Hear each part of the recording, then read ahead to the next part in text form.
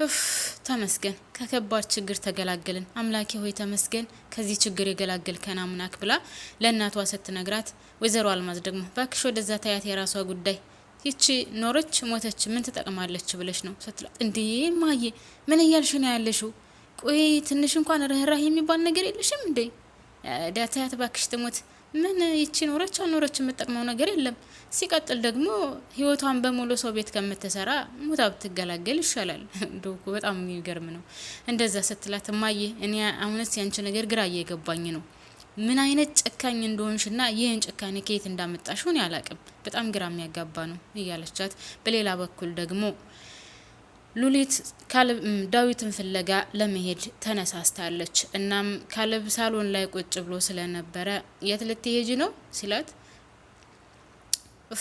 አለችና ከዛ እንዴ ዳዊት እኮ እዚህ አላደረም በዛ ላይ ስልኩ ደግሞ አይሰራም ቆይ አንተ ለሱ ትንሽ አታስብም እንዴ አንቺ ያምሻል እንዴ ለምንድን ነው ወደሱ የምትሄጂው ለምንድን ነው የምትፈልጊው ለምን ምን ችግር አለ ከቤትስ ባያደር ቆይ እሱ ያደረገውን ነገር ረስተሽው ነው እሱ በጉልበት በጥጋቡ አፍንጫዬን ሰብሮት እንደሄደ እያየሽ ነው አይደለ እኔ እኮ አውቃለሁ ምናልባት እኮ እሱም ስህተተኛ ስለሆነ ይቅርታ ሊልህ ይችላል ስለዚህ መነጋገሩ መልካም ነው ብዬ አስባለሁ ለምንድነው አንተ ራሱ እንደዚህ ከላይ ከላይ የምትናገረው ሁሉም እኮ በንግግር መፍታት ይቻላል ካለብ በፍጹም ይህ ነገር አይሆንም እሱ ከዚህ ቤት ከመጣ የኔና ያንቺ መጨረሻ ይሆናል ስለዚህ እሱ ከዚህ ቤት መምጣት የለበትም ይልቁንስ ገንዘቤን ያባቴን ማስታወሻ ይመልስልኝ ያለበለዛ ግን በጉልበት ከሆነ እኔም በጉልበት ካሁን በኋላ ያለውን እሞክራለሁ ስለዚህ አርፎ ይቀመጥ እናም ወደዚህች ቤት ደግሞ መምጣት የለበትም ሲላትኝ ሉሊትም ለምንድነው እንደዛ የምትለው ቆይ ዳዊትም እኮ ወንድሜ ነው አንተ እንደዚህ እንደምትለው ሁሉ ዳዊትም ወንድሜ ነው በዛ ላይ ደግሞ ያደረኩን ነገር እኔ በፍጹም ስህተት ነው እንደዛ ማድረግ አልነበረብኝም ነገሮችን ብዬ መስማት ነበረብኝ ምንም ነገር ሳልሰማ ነው እኔ ራሴ ተነስቼ በጥፊ የመታሁት እንደዛ ማድረግ አልነበረብኝም ለምንድነው አንተ ራሱ ማትረዳኝ ለምንድነው ቁጭ ብላችሁ ማታወሩት ስትለው እናም ሉሊት ልትሄጂ ነው እሱ ጋር የምትሄጂ ከሆነ እሱ ጋር ሄደሽ ወደዚህ የምታመጪው ከሆነ እኔና አንቺ የመጨረሻችን ይሆናል ብሎ ሉሊትን ትቷት ተነስቶ ይሄዳል ሉሊትም ወደ ኋላ አላለችም በነገራችን ላይ እሱን ትታው ወደ ዳዊት ሄዳለች ሰላም ጤና ይስጥልኝ የቻናሌ ቤተሰቦች በያላችሁበት ሰላማችሁ ይብዛልኝ ዛሬም በአዲስ ቪዲዮ መጥቻለሁ ላይክ እና ሰብስክራይብ እንድታደርጉልኝ በትህትና ጠይቃለሁ አመሰግናለሁ እናም ሉሊት ወደ ዳዊት ትሄዳለች ዳዊት የሆነ አስፓልት አጠገብ ብቻውን ቁጭ ብሎ ተክዟል ከዛም አጠገቡ ስትደርስ ለምን መጣሽ ስላት መምጣት አልነበረብኝም እንዴ አዎ ለምን መጣሽ ምን ትሰሪያለሽ አይ እኔማ ነገሮችን እኮ በመነጋገር እንድንፈታቸው ብዬ ነው እናም ደግሞ ለሌላ አይደለም ቆይ አንቺ የመጣሽው እኔን ወንጀለኛ ለማድረግ ነው አይደል ኖ እንደዛ አይደለም ዳዊት እኔ አንተን ለመስማት ነው አንተን ለመስማትና ደግሞ ባደረኩን ነገር ላይ ስለተጸጸትኩኝ ይቅርታ ልልህ ነው የመጣሁት እናም እባክህን ይቅርታ አድርግልኝ ስትለው በፍጹም አልፈልግም እኔም አንቺን ጋር ማውራትም አልፈልግም አንቺም ወደኔ እንድትመጭም አልፈልግም ስላት ዳዊት ይቅርታ እያልኩህ እኮ ነው ለምን ግን ነገሮችን በንግግር አንፈታቸውም ስትለው ምንም በንግግር የሚፈታ ነገር የለም ለምንድነው በንግግር የሚፈታ ነገር የሌለው ከተነጋገርንበት እኮ ሁሉም ቀላል ይሆናል ስለዚህ ባክህን ስትለው ነገሮችን መጨረስ እንችላለን በንግግር ፈተን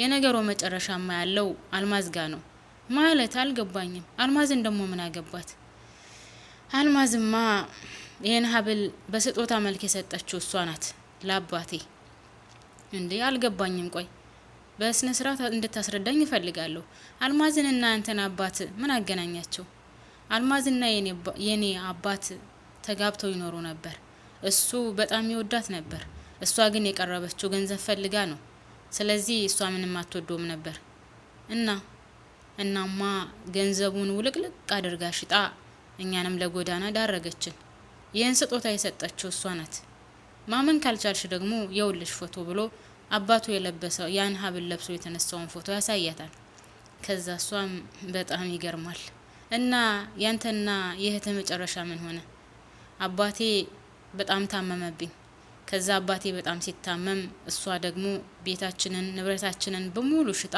አባቴ በማያውቀው መልኩ አባቴ በጣም ይወዳትና ያምናት ስለነበረ ሁሉንም ገንዘብ ንብረቱን በሷ ስም አዞረው።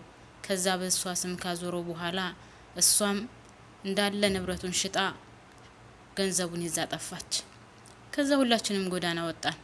ጎዳና ከወጣን በኋላ አባቴ ታመመ።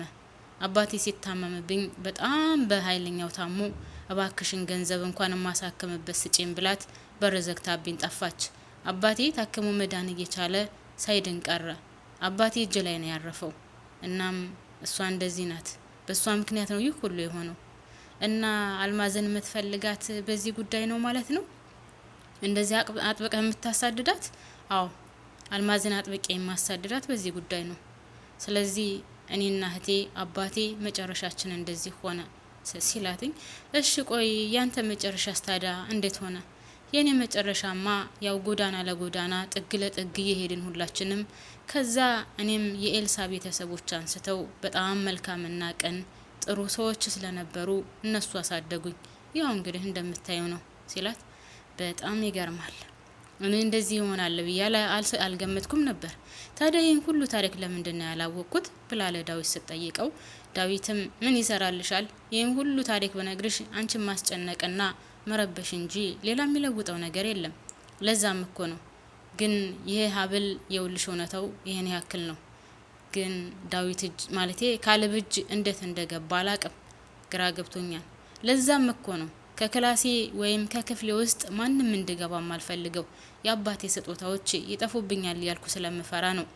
ለዛ ነው ማንም ሰው እንዲገባ ማልፈልገው። ሁሉም ሰው ሲገባ ከክላሴ የምጮህባቸው ለዛ ነው። እናም ግን ግራ ገብቶኛል። ካሌብ ይሄ ነገር እንዴት እጁ እንደደረሰ አላቅም። ስለዚህ ወደ ቤት እንሄድ ስትለው፣ አይ በፍጹም ቤት አልሄድም፣ ካሌብ ካለበት ቤት በፍጹም አልሄድም ስላት፣ ኧረ እባክህን ዳዊት እንሄድ፣ ሁሉንም ነገር እኮ በንግግር እንፈተዋለን። ለምንድን ነው እንደዚህ የምትለው? አይ በፍጹም አልሄድም እዛ ቤት ካሌብ ጋር በፍጹም አብሬ መኖር አልችልም። እሱ ካለበት ቤትም ወይም እሱ ባለበት አካባቢ ራሱ መሄድ አልችልም። ይልቁንስ ተነሽ ልሸኝሽ ብሎ እሷን ሊሸኛት ይነሳን።